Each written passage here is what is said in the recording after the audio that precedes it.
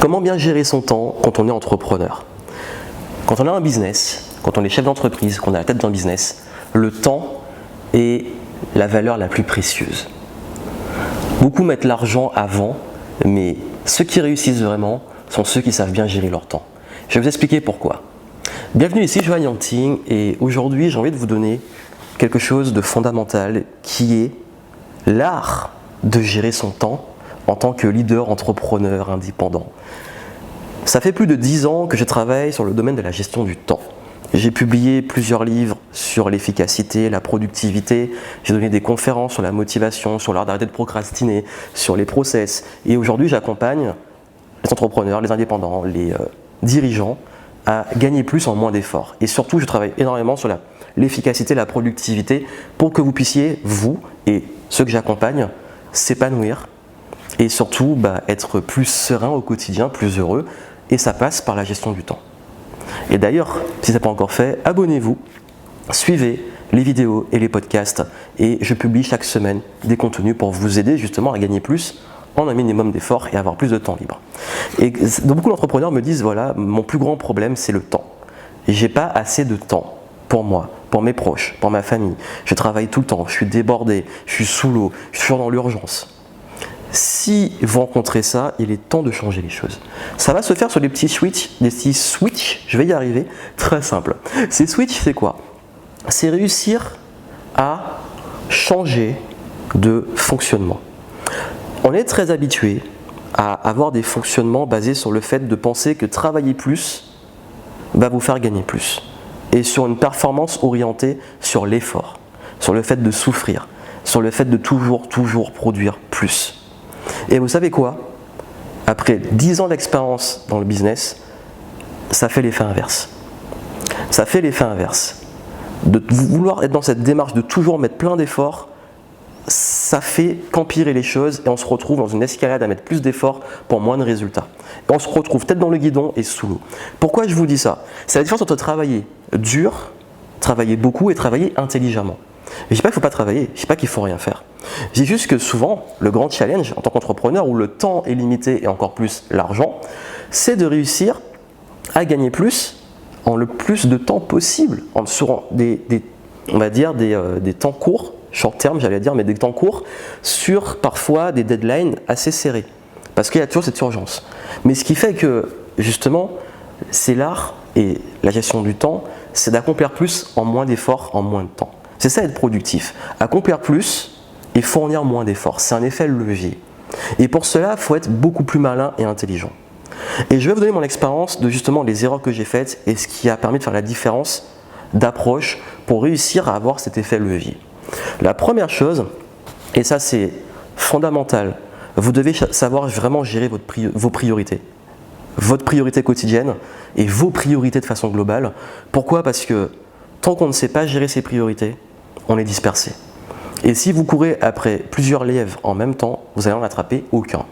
Et j'ai fait cette erreur. Pendant très longtemps, je travaillais sur plein de projets en même temps et je me suis rendu compte que je faisais tout à moitié et que j'étais toujours en fait embrouillé, débordé, le cerveau qui tournait à 2000 à l'heure et j'arrivais jamais à avoir des résultats concrets. C'était plein de petits résultats moyens au lieu d'avoir un impact massif. Si vous voulez un impact massif, il va falloir vraiment que vous soyez laser focus sur ce qui est prioritaire. Ce qui est prioritaire, c'est ce qui va vous ramener des résultats. Et ce qui va vous ramener des résultats, c'est basé sur la fameuse loi de Pareto. La grande question à vous poser sur tout ce que vous faites dans votre business, qu'est-ce qui est vraiment le plus utile? Entre gérer de la paperasse à l'administratif et créer un contenu qui va convertir des prospects en clients, où êtes-vous censé mettre vos efforts? Si ce n'est pas l'administratif, vous déléguez ça. Parce que c'est important, mais ce n'est pas à vous de le faire. Pour moi, l'une des premières choses qu'on doit déléguer dans son business, surtout en France, c'est l'administratif. Je ne le gère pas. J'ai quelqu'un qui le fait et je peux vous garantir. Souvent, on veut économiser, on se dit on veut économiser de l'argent. Mais ceux qui gagnent le plus, c'est ceux qui économisent leur temps en fait. C'est ceux qui connaissent l'importance de leur temps et la valeur de leur temps. Ça veut dire que vous ne pouvez pas vous permettre de passer votre temps à faire des tableurs, à gérer des factures, à gérer de la paperasse, à aller poster des courriers, etc. Votre but, c'est de faire tourner, d'être sur votre business, à le développer. Pas à gérer plein de trucs, on va dire des trucs qui sont importants mais qui ne sont pas on va dire, nécessaire de votre part. Votre énergie est basée sur le développement, pas sur la paperasse et la gestion. Donc ce qui veut dire que ça, et avec éventuellement d'autres tâches inutiles, vous devez focaliser sur la fameuse loi de Pareto, les 20% d'efforts qui ramènent 80% de résultats. Pendant très longtemps, il y a un moment où je faisais plein de trucs, je faisais des contenus, des mails, etc. Et à un moment, je me suis rendu compte que je faisais plein de trucs qui ne rapportaient pas de résultats, qui en fait me demandaient beaucoup d'énergie, mais qui ne m'amenaient pas des clients. Et le plus classique, c'est de faire des trucs trop compliqués, des tunnels de vente trop compliqués, alors que je me rendais compte que parfois juste un opt-in avec d'ailleurs un appel téléphonique me rapportait beaucoup plus d'argent. Mais comment je l'ai su ça? C'est la deuxième chose, c'est que vous devez mesurer. Tout ce qui se mesure s'améliore. Si vous ne mesurez pas à l'heure actuelle dans votre business, vous perdez de l'argent, vous perdez du temps et vous ne savez pas justement sur quoi mettre vos efforts. Quand je travaille avec des clients, souvent quand on creuse, je me rends compte que beaucoup ne mesurent pas et que ma mission c'est justement de mesurer, d'identifier qu'est-ce qu'ils font, qu'est-ce qui fonctionne, qu'est-ce qui ne fonctionne pas. Et là, on est obligé de traquer tous les niveaux du business, décortiquer tout, les process, les systèmes, le procédé de vente, tout ça, pour savoir justement quels sont les chiffres et où on peut améliorer les choses. Et même dans le fonctionnement d'entrepreneur, je vais aller étudier, ok, qu'est-ce que tu fais chaque jour? Ok, ça, d'accord, ça ramène quoi? Ça ramène ça. Et d'étudier le fonctionnement. Parce que comme je dis très souvent, la gestion du temps, c'est avant tout pas une liste de tâches infinies, c'est avant tout des process, des procédures régulières, des choses qui tournent. Et ça fait la différence. Donc si vous voulez vraiment passer au niveau supérieur dans votre business et gagner plus de temps et mieux gérer votre temps, vous devez mesurer et voir l'impact de ce que vous faites. Et donc ça, c'est plus au niveau système business, mesurer vos résultats. Et donc mesurer le rapport entre les efforts, où vous les mettez et les résultats. Donc du coup, avec le temps, après un maximum de mesures, vous allez vous dire, ben voici ce qui rapporte le plus de résultats. Maintenant, mes efforts vont être focalisés dessus et je vais faire un effet levier dessus. Ça fait la différence. Et la troisième chose, si vous voulez bien gérer votre temps, donc on a vu la première, apprendre à gérer vos priorités. La deuxième, mesurer et surtout traquer pour mettre le focus sur ce qui fonctionne. Et la troisième, alors là, ça a radicalement changé ma vie. Ce truc-là, en fait, en termes de gestion du temps, c'est quasi magique. Parce qu'en fait, très peu de personnes le font. Pourtant, on le dit partout, tout le monde le sait. Mais personne ne le fait, je n'arrive pas à comprendre pourquoi. J'ai parlé de traquer, j'ai parlé de priorité. Posez vos objectifs sur papier. Posez vos objectifs sur papier. Chaque semaine, je poste mes objectifs sur papier. Chaque jour, je me réveille et je dis quelle va être ma priorité du jour. Engagez-vous en écrit, avec vous-même, sur papier. Ça peut paraître bête, mais le jour où j'ai commencé à le faire, j'ai gagné du temps. Pourquoi? Parce que quand le matin je me réveille et que je sais exactement sur quoi je dois mettre mon énergie, ben tout devient clair en fait. Ça apporte une clarté énorme.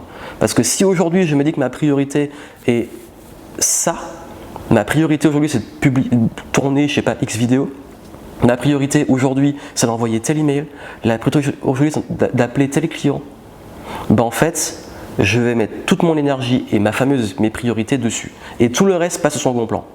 Ça veut dire que toutes les urgences qui peuvent arriver de nulle part, je vous dis qu'elles passent au second plan. Parce que c'est ça ma priorité. Et c'est seulement quand c'est fait que je passe à autre chose. Et l'avantage, c'est que même psychologiquement, on se dit, une fois que c'est fait, on se sent bien.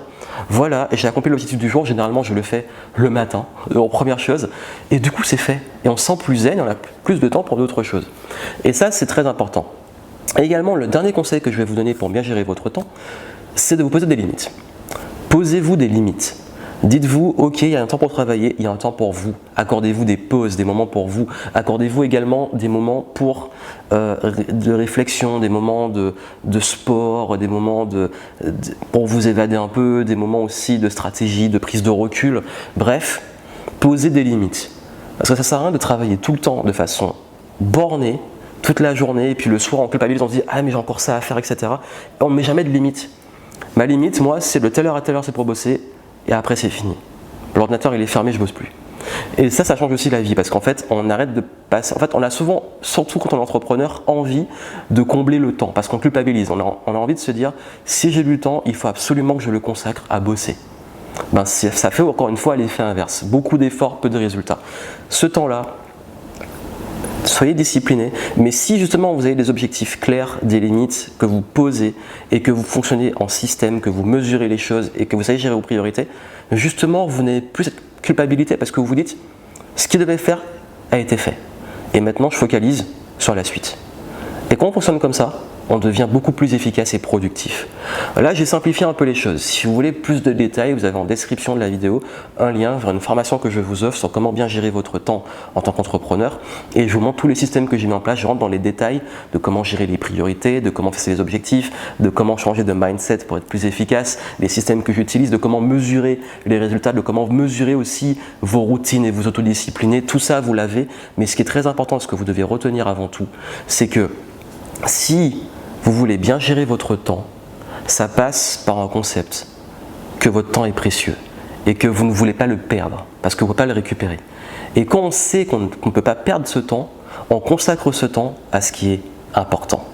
Et ça fait la différence. On se retrouve dans la formation que je vous offre en description.